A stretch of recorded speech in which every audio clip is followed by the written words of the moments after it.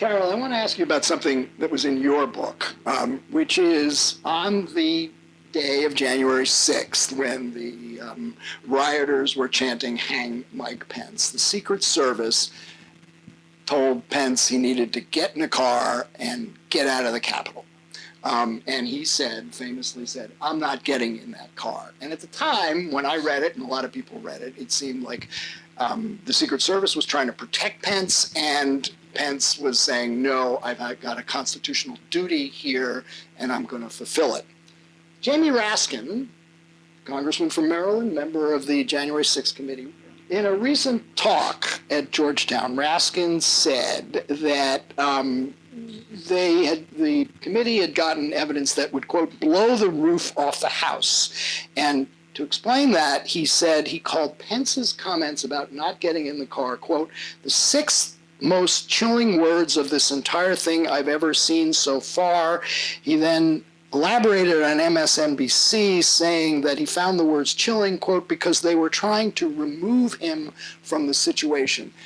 And he seems to be saying that the Secret Service was somehow in on the attempted coup. What do you make of Raskin's comments? Pence has been ordered essentially by the detail leader to leave his Senate hideaway. He's refused twice when the Secret Service comes to him and says, "We got to get the heck out of here." Remember, outside the hideaway windows are the nooses that say, "Hang Mike Pence," and the rioters are all around the building. They've been directed a different way, but they're close.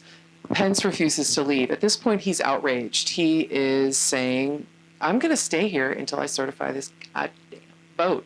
And Tim Goebbels says, "Sorry, third time, we're out of here. It's not safe." They go to the basement, and Tim says to him, "You need to get in the car." Tim's instruction to him is because the limo is bulletproof. It has a whole host of other a suite of security powers.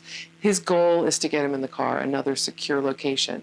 Pence says, "Tim, I trust you, but you're not driving the car, and I know they're going to drive me out of here, and I am staying. I'm going to do this work." At this time, Pence and his aides, Mark Short, are in communications with Keith Kellogg, National Security Advisor to Mike Pence. He's in conversation with essentially the leader of the Secret Service at that time, Tony Ornato.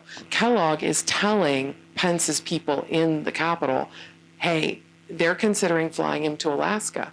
The reason that conversation is important is Ornato is essentially the leader of the Secret Service. He outranks the director at this point, and he is a huge, ardent enabler of President Trump.